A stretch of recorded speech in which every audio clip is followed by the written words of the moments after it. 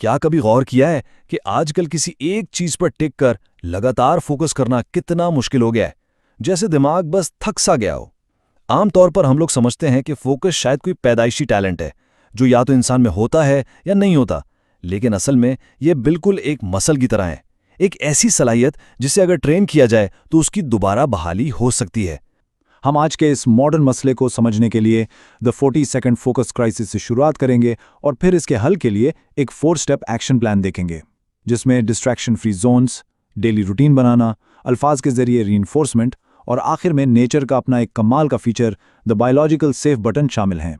ये अदद 40 कोई मामूली नंबर नहीं है, बल्कि ये हमारे आज के सबसे बड़े बहरान को जाहिर करता है। लगातार शॉर्ट फॉर्म रील्स और वीडियोस देख देख कर हमारे दिमाग की ट्रेनिंग कुछ ऐसी हो चुकी है कि ठीक 40 सेकंड बाद इसे एक नया डोपामिन हिट चाहिए होता है। बस एक अंगूठा है जो फोन पर लगातार चल रहा है और माइंड इतना भटक चुका है कि 40 सेकंड से ज्यादा किसी भी चीज पर ध्यान लगाना तकरीबन नामुमकिन लगने लगा है। अब इसके बिल्कुल बरक्स एक और अदद है 15, कि किसी भी गहरे काम के लिए, चाहे वो कोई किताब पढ़ना हो या रूहानी सुकून के लिए इबादत करनी हो, कम से कम 15 मिनट का लगातार अनइंटरप्टेड फोकस चाहिए होता है।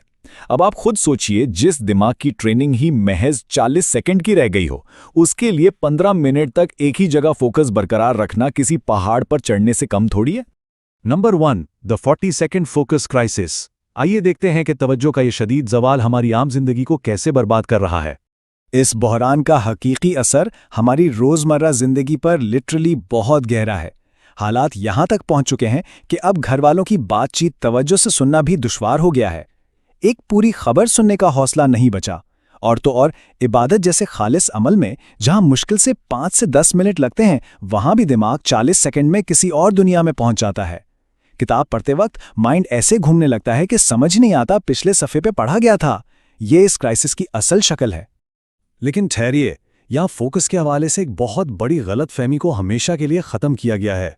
फोकस कोई जेनेटिक ट्रेट नहीं है जिसके साथ हम बस पैदा होते हैं। इसे दरअसल एक बायोलॉजिकल डिसिप्लिन, एक ऐसी स्किल के तौर पर देखना चाहिए जिसे लगातार ऐसी मशकों से सिखाया और बनाया जा सकता है, जैसे जिम में किसी मसल को ट्रेन किया जाता है। जब तक इसे खुद वर्कआउट नहीं करवाएंगे, ये खुद ब खुद बेहतर नहीं होगा। क्योंकि अब ये बात साबित हो चुकी है कि इसे ट्रेन किया जा सकता है। अपनी तवज्जो को 40 सेकंड से खींचकर वापस 15 मिनट तक ले जाने के लिए ये 4 ओवर आर्चिंग स्टेप्स हैं। डिस्ट्रैक्शंस को खत्म करना, एक फिक्स टाइम सेट करना, मटेरियल को समराइज करना और आखिर में डार्क मोड में चले जाना। नंबर 2, डिस्ट्रैक्शन फ्री जोन्स, यानी काम करने से पहले अपने फिजिकल और डिजिटल माहौल को कंप्लीटली बदलना। यहाँ 2 मुख्तलिफ माहौल का वाज़े फ़र्क देखा जा सकता है। एक तरफ वो क्योटिक एनवायरनमेंट है जहाँ यूट्यूब चल रहा है, टीवी पर खबरें आ रही हैं, व्हाट्सएप पर मैसेजेस बज रहे हैं। सोर्स बड़ा क्लियर बताता है कि इस माहौल में कुछ भी गहराई से फोकस करना नामुमकिन है। दूसरी तरफ एक शांत और अकेला कमरा है जहाँ 0 स्क्रीन नोटिफिकेशंस हैं। अपने दिमाग को मुंतशिर होने से बचाने की सबसे पहली शर्त यही है कि इन तमाम नोटिफिकेशंस और आवाज़ों को बिल्कुल 0 कर दिया जाए और बस एक वक्त में एक ही टास्क पर तवज्जो दी जाए। नंबर 3, बिल्डिंग डेली रूटीन, यानी गहरे काम के लिए दिमाग को ट्रेन करने के लिए बायोलॉजिकल कंसिस्टेंसी का होना। बॉडी को किसी भी काम का आदी बनाने के लिए वक्त की पाबंदी निहायत ज़रूरी है। मिसाल के तौर पर फजर की नमाज के बाद का वक्त, जैसे सुबह 6 से 7 बजे तक का टाइम फिक्स कर लिया जाए। जब हर रोज़ एग्जैक्टली एक ही टाइम पर पढ़ाई या कोई गहरा काम किया जाता है, तो हमारा जिस्म नेचुरली उस वक्त उस काम के लिए तैयार हो जाता है और कोई मुज़ाहमत नहीं करता। उस वक्त सिर्फ और सिर्फ उस काम पर ध्यान देना है। Number 4, reinforcement through words. ये वो एक्टिव रिकॉल का तीसरा हिस्सा है जो इंश्योर करता है कि मालूमात असल में दिमाग में ठहर गई हैं। तो सबसे अहम नुक्ता यह है कि फर्ज करें हमने कोई चीज़ सीखी।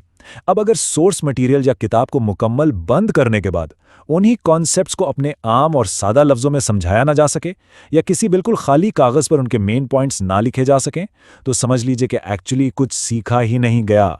एक्टिव रीइंफोर्समेंट का ये मेथड इस बात की गारंटी देता है कि जो टाइम और फोकस आपने लगाया है वो फुली मेमोरी में स्टिक हो गया है।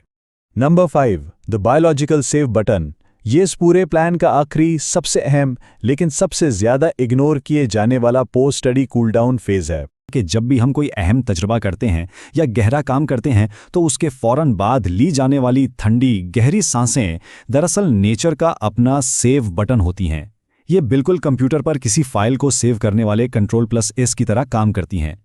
ये गहरी सांसें मेमोरी को परमानेंटली महफूज करने के लिए एक बायोलॉजिकल ट्रिगर का काम करती हैं। है ना इंटरेस्टिंग?